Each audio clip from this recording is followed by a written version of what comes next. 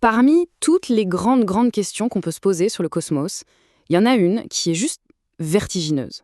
C'est quelle est la forme de notre univers? C'est un voyage au cœur de la cosmologie qu'on commence là, tout de suite. La question, comme ça, elle peut paraître toute simple, presque philosophique. Mais est-ce que l'univers, dans son immensité, a une géométrie globale? Une sorte de forme qu'on pourrait, en théorie, cartographier? C'est le grand mystère cosmique qu'on va essayer de percer. Bon, on plonge dans le vif du sujet.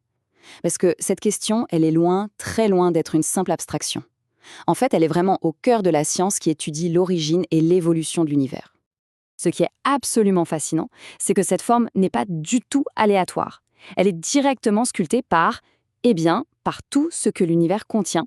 Il faut imaginer la matière et l'énergie comme un poids qui déforme le tissu de l'espace-temps. Plus il y a de poids, plus l'espace se courbe. Et c'est justement cette courbure qui l'a dicté son destin. Face à ce mystère, les scientifiques ont mis sur la table 3 grandes théories. On peut les voir un peu comme les 3 suspects principaux dans notre grande enquête cosmique. Chaque scénario propose une forme différente et donc un avenir radicalement différent pour notre univers. 3 possibilités, 3 destins. Allez, on va les analyser un par un pour voir ce que ça implique. Le premier suspect, c'est ce qu'on appelle l'univers ouvert. Pour se le représenter, il faut un peu oublier nos repères habituels. Sa géométrie est dite hyperbolique ou à courbure négative.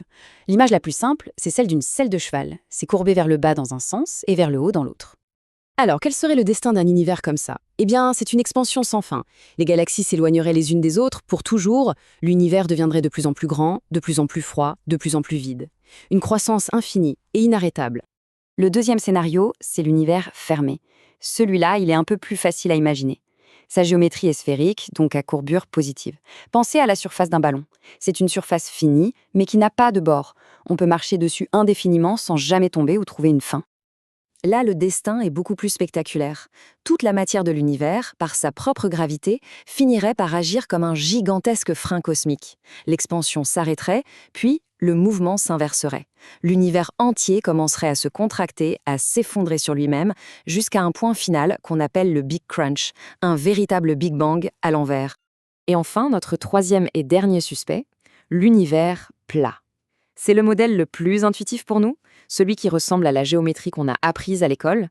Les lignes parallèles ne se croisent jamais, la somme des angles d'un triangle fait toujours 180 degrés, c'est l'équivalent d'une feuille de papier, mais infini. Le destin d'un univers plat, lui, il est un peu plus subtil. Comme l'univers ouvert, son expansion dure pour toujours. Mais la différence, elle est cruciale, c'est la vitesse. Le rythme de son expansion ralentirait sans cesse, s'approchant de plus en plus près de l'arrêt complet, mais sans jamais y arriver.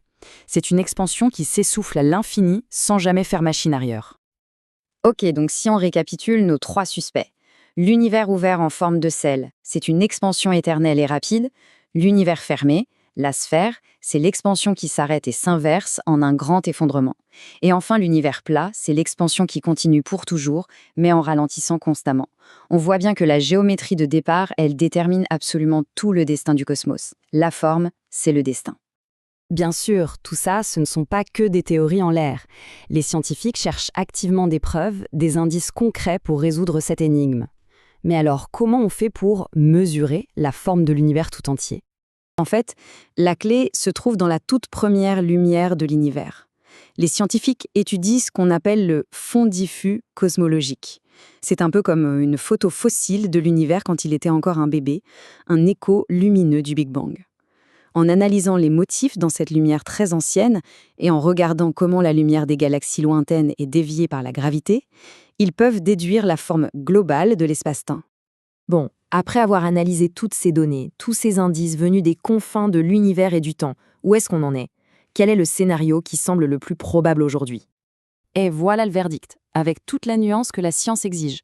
Les données actuelles suggèrent très fortement que notre univers est plat, ou du moins extrêmement proche de l'être. Mais il y a un mais. Les marges d'erreur font qu'on ne peut pas encore totalement exclure les 2 autres possibilités. L'enquête reste donc ouverte, même si on a un suspect principal qui est très solide.